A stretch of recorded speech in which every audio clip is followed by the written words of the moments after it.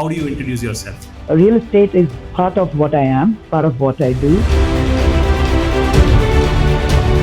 So what brought you To Dubai, actually shifted to Dubai. He had some business with one of his.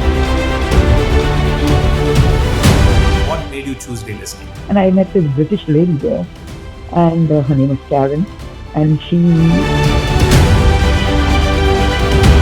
What all have you done? I wanted to work with my clients.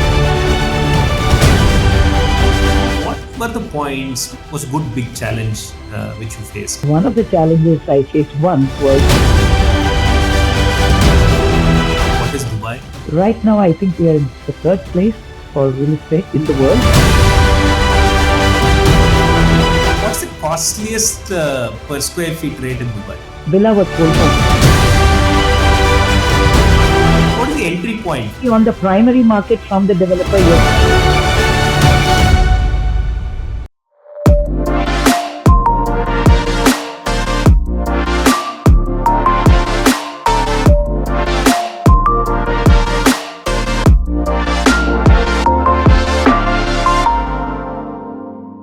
You have almost 2 decades after that now, and you're doing fantastic in Dubai. So, is that all, or how do you introduce yourself? Real estate is part of what I am. It's part of what I do. Yes, I started working after the grand old age of 35 years old when I suddenly decided, okay, let me do something more with my life. Because I wanted to be there for my children when they're young. And I think it's very important as a mother. And I had the privilege to be able to be with them. I mean, unlike a lot of working women, I was able to be with them when they're young. And I'm very happy I did that. So, what brought you to To Dubai. Well, my husband actually shifted to Dubai. He had some business with one of his friends out here. So that's how the shift came. Otherwise, there was really no intention of coming to Dubai at all. what made you choose real estate? Was anybody inspirational? Something you saw? What was it? I went to a party and met one of somebody who was in a meditation class with me, and he had invited us over. And I met this British lady there, and her name was Karen, and she spoke to me. We got talking, and she said, "What are you doing?" I said, "Well, nothing at this point. I'm looking." She said, "Why don't you look at real estate?" I said, "Okay." I said, "But what does it pay?" She said, "Listen, we work on commission. We don't pay." I'm like, "What? No pay? Okay, this is not suitable for me at least. I need to see my paycheck at the end of every month." But she kept insisting, and she said, "Just come over, come to our office. We've just opened up an office. Come over and see. And we are all very nice people. I'll teach you the ropes. See for yourself, and then you take a call." So I sat around for a week, but I said, "Okay, how long to sit around? Somebody has offered something to me. Let me see what I can. Let me at least go and see. I'm not going to lose anything. Anyways." So I went there. It was a small office of 8, 9 people. It was a nationality kind of crowd out there. There were British, there were Chinese, there were Arabic speaking people. I was the only Indian there other than the admin. And I decided, of course, the lady, for a couple of days, she said, "Okay, so this is what rental means." She said, "Let me tell you, start with the rental." I said, "Rental? Okay." She said, "You will learn everything. Start from, ground zero." And I said, "Okay." And then next week, she said, "Okay, team up with somebody in the team, go with him, see what he's doing, learn." And that's how I learned. I started with rental. It wasn't easy, I have to say. I mean, even then, there's a lot of competition in Dubai, and now, of course, it's in a different level altogether. So we used to work on the rentals, but that's how I learned the ground rules of real estate. So, you learn about the RERA laws, what are the laws you need for a rental, what are the documents you need for a rental, and how do you get a property from a landlord, how do you do the viewings, what you should know before you take the client for a viewing. So I learned. I made mistakes. I goofed up, but with every mistake, I learned. Okay, I need to know this so that I don't look like a fool in front of the tenant or the client who asks me. So you learn, that's the most, I find that's so interesting and absorbing about real estate. Every person you meet is a teacher. They teach you, even though you think you're a pro, every deal is different. There are so many obstacles you meet in each deal, whether it's legal or whether there's a mortgage problem that you need to sort out. So that has been the journey of me starting real estate. You started in rent in now in this whatever journey so far after coming to real estate, what all have you done? You have you done rent, primary, secondary, what all you have you done, commercial, whatever it is? What I did initially, my clients, I wanted to work with my clients. For me, the clients were very important for me. So it didn't matter whether it was a rental or whether it was a sale, whether he wanted me to just manage his property for him, I can take care of his property for him, or look out for a property for him. For me, the client was king. So I didn't hesitate to do a rental. I mean, the rental must be only 50,000, 60,000. But so what? It keeps me in connection with the landlord so that I have control of the property and he knows that I'm doing, you know, my part of the job for him as well. So, What is the one client remember, or one deal you remember which you think is the turning point in your career of real estate? well, there was one client who we were in touch with and he had given me one of his properties to rent. And then he said, Sudha, I might be interested in buying something. So we were looking at different options, and he said, "Okay, I think let's just go to the developer's office and we'll see. So let's understand the project more." I said, "Okay," and we went there, and then I knew he wanted to buy, but he really liked the project. It was in Jumeirah Golf Estate, and it was one of those apartment buildings which was off plan. So he said, "Okay, I want this," and I knew he was going to take one. Then he pointed to the next two floors down. He said, "Okay, what is available? Okay, I'll take this one as well." So I was like very surprised. I mean, I didn't expect that. He just came this, and two properties at one go of plan. So it was it was one of those early days actually, but it was something unexpected for me, and I remember that. Because we have other incidents as well. There are people I tell them there's a plot like this, and we've been in touch for months. And then he says, "Okay, tell me when you have something, but I want it in this specification. I need to, the length should be this much, not the other way around." So I just happened to see something. I called him in the evening and I said this, but you need to move very fast because they're going to sign an MOU. So, and since you're a cash buyer, I'm holding the seller. So he drove. I didn't know, and I thought, okay, he's going to give me an answer the next morning. But he drove down from Abu Dhabi, and he's looking at the plot in the dark with the torchlight. He's sending me a video of him looking, and he's like, "Done. Go ahead. My offer." Like, I mean, that was like amazing. I'm like, I mean, this is the way it should be. See, but not every deal is the same. He took a decision on the spot like this.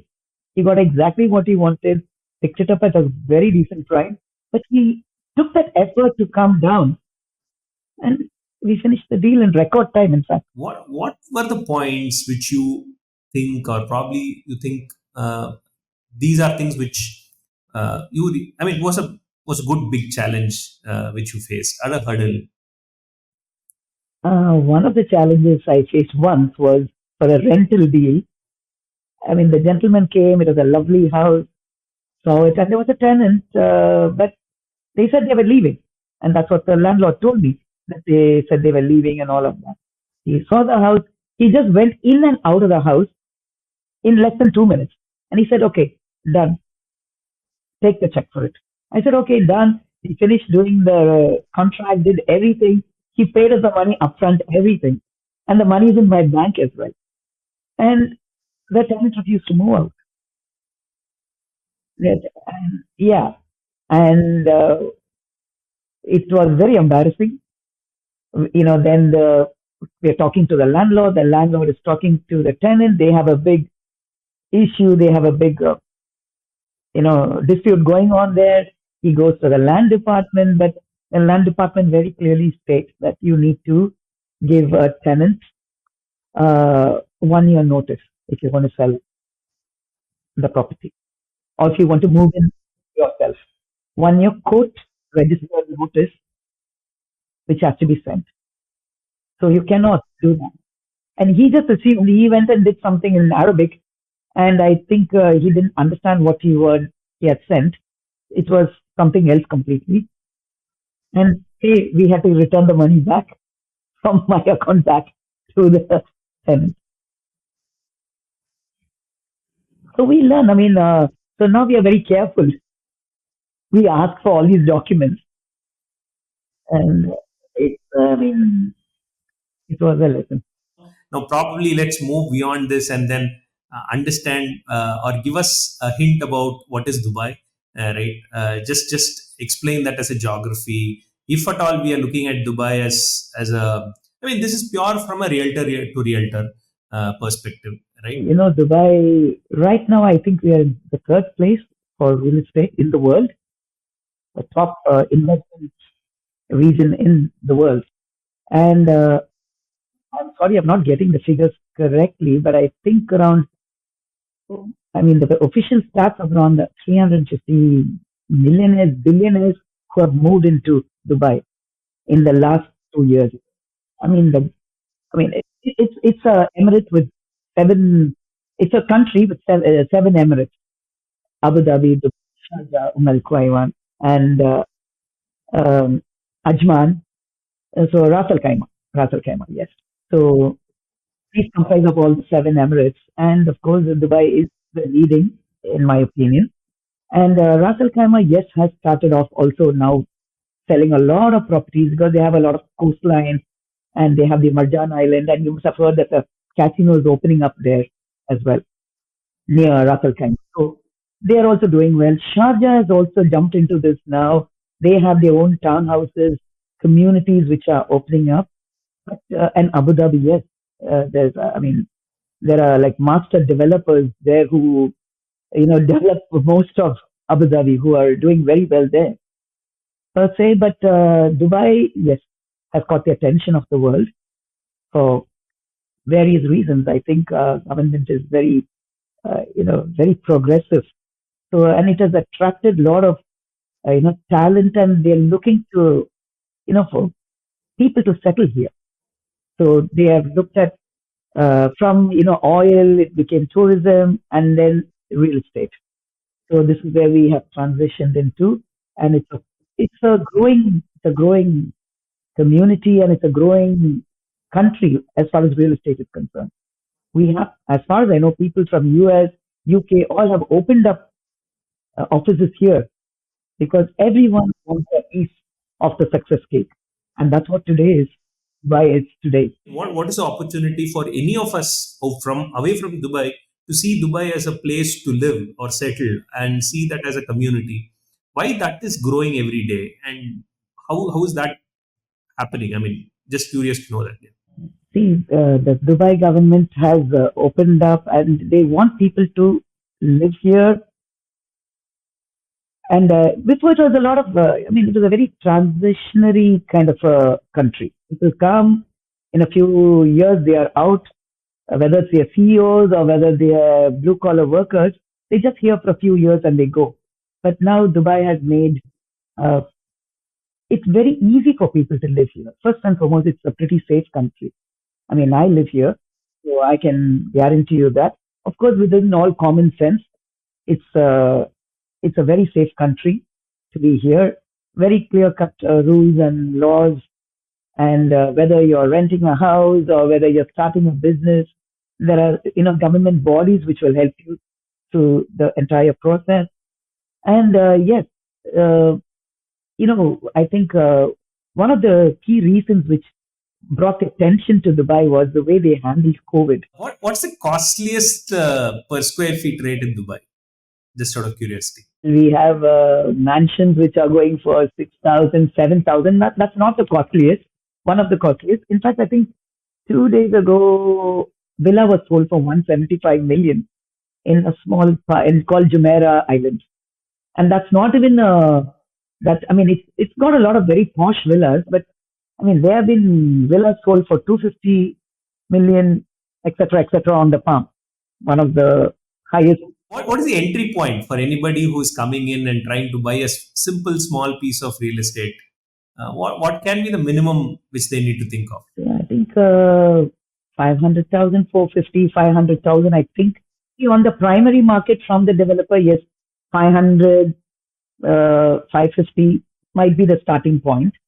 On the secondary market, you might find it even a little bit cheaper. But of course, the All of these are in dirhams we're talking about. yes, we are talking only in dirham. How much of Indian rupees? I think around 2 crores, maybe approximately 2 crores. So 2 crore could be a good tax budget for somebody to come in. Yes, for sure.